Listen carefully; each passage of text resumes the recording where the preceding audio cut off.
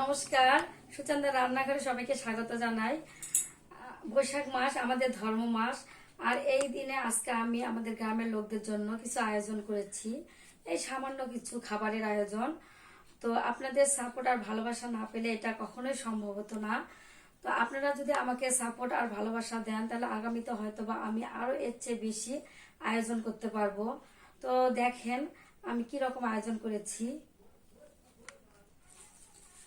আমি এখানে 50 জন লোকের আয়োজন করেছি, এই জন্য পলিথিন নিয়েছি। তো এখন একজন লোকের যতটা খাবার লাগবে আমি সেই পরিমাণে দিব, যেন পেট ভরে খেতে পারে।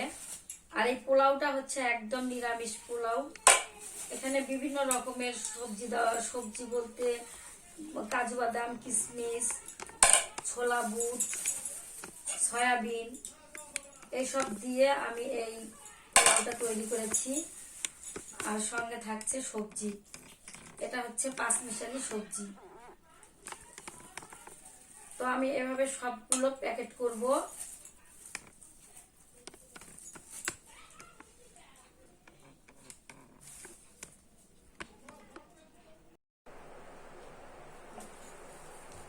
তো চানমুনি, তুই হচ্ছে পোলাওটা দে আর আমি হচ্ছে সবজিটা দিই, দুজন মিলে করলে তাড়াতাড়ি আগাবে। 50টা প্যাকেট করতে হবে, তাড়াতাড়ি করো। অনামিকা কই চানমুনি? বাসায় আছে, খেতেছে। ওকে ডাকতে পারলি না? আসতো।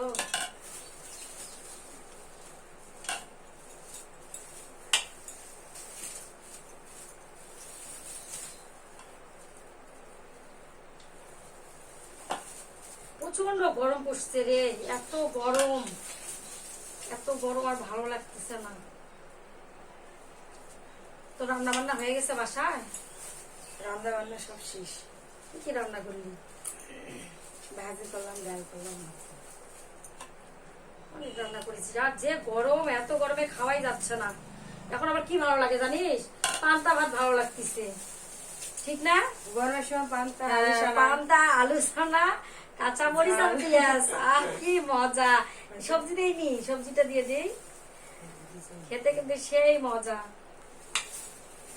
তো আমাদের এই প্যাকেট গুলো করতে অনেক সময় লাগবে, আমরা প্যাকেট গুলো করতে থাকি। দিদি, আপনি হলে পোলাওটা কি দিয়ে রান্না করছেন? পোলাওটার মধ্যে কি কি আছে বল দেখি। ভালো দেখা যাচ্ছে। কি দ্বারা দিয়েছো? সেন্ট বেরিয়েছে, সেন্টে তো ময় হয়ে গেছে। সেন্টটা তয়ময় হয়ে গেছে। এই পোলাওয়ের মধ্যে আছে সয়াবিন, বাদাম, কিশমিশ, মশলা, বিরিয়ানি মশলা, বুট আছে, ছোলা বুট, অনেক কিছুই দেওয়া আছে। খেতে যে কেমন হবে রে, আমি তো খেয়ে দেখিনি। এখন তোরা খাবি, খেয়ে দিয়ে বলবি কেমন। দেখতে যখন সুন্দর, খেতেও তো ভালো লাগে। তাই দেখতে সুন্দর হলে খেতেও ভালো লাগে, তাই না? পোলাওটা সেন্ট আর বাসনাটা খুব সুন্দর লাগছে, খেতে ভালো লাগে। আমরা খুব তাড়াতাড়ি প্যাকেট গুলো শেষ করি, লোকজন আবার চলে আসবে।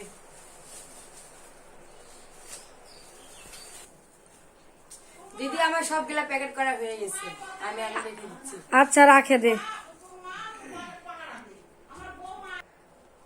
দিদি, কীর্তনের জন্য আমি ফলগুলা কেটে নিচ্ছি। নে কাট।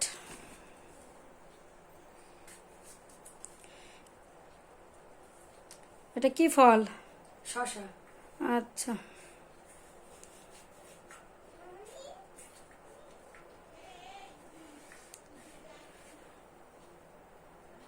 কেমন আমি কে? তোর তো হেব্বি সুন্দর লাগছে বাবা। কে সাজাই দিছে বাবা? সেই সুন্দর লাগতেছে রে অনামিকা দেখতে। আমি তো বের হয়ে এসেছি আগে, ও, আমার মেয়ে একা একা সাজগোজ করে চলে আসে। ওরে বাবা, অনামিকা বড় হয়ে গেছে রে, তাই না? একা একা সাজতে পারে এখন। বলতেছি আমার মামনি বাড়িতে কীর্তন হবে, আমি একটু সাজগোজ করে যাব। তাই না? ওই জন্য অনামিকাকে হেব্বি লাগতেছে।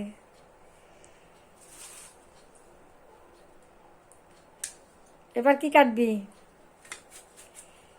আপেল।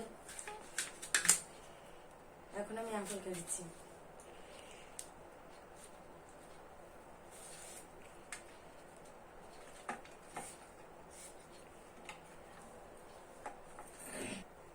দিদি দেখেন তরমুজটার কালারটা দেখতে খুব সুন্দর, খেতে মনে হয় মিষ্টি। হ্যাঁ আসলে একদম রক্তের মতো লাল টুকটুকে রে তরমুজটা।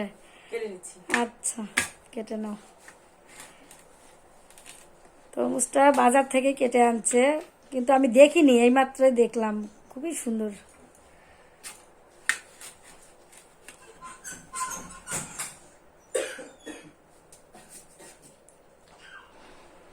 দিদি আমি তরমুজটা ডুমডুম করে কেটে দিচ্ছি।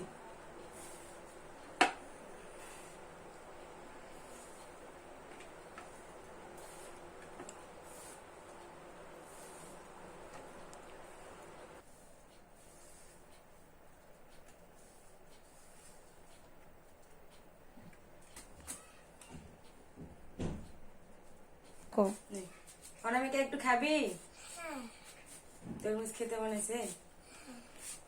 এই পূজার ইয়ে কিন্তু আগে খাওয়া হয় না, একটু টেস্ট করে দেখতে চাই। একটু দেখবি? ধরো একটু। আরে বাবা, তাহলে কি অনামিকাই কি আমাদের স্বয়ং ভগবান হয়ে গেল নাকি? আগে অনামিকাকেই দেওয়া লাগবে? আচ্ছা খাও। ভগবান কার মধ্যে থাকে? শিশুদের মধ্যেই ভগবান থাকে। ফল কাটা সব শেষ? হয়ে গেছে দিদি, আমি এখন তুলসী তলায় ফলগুলো নিয়ে যাচ্ছি।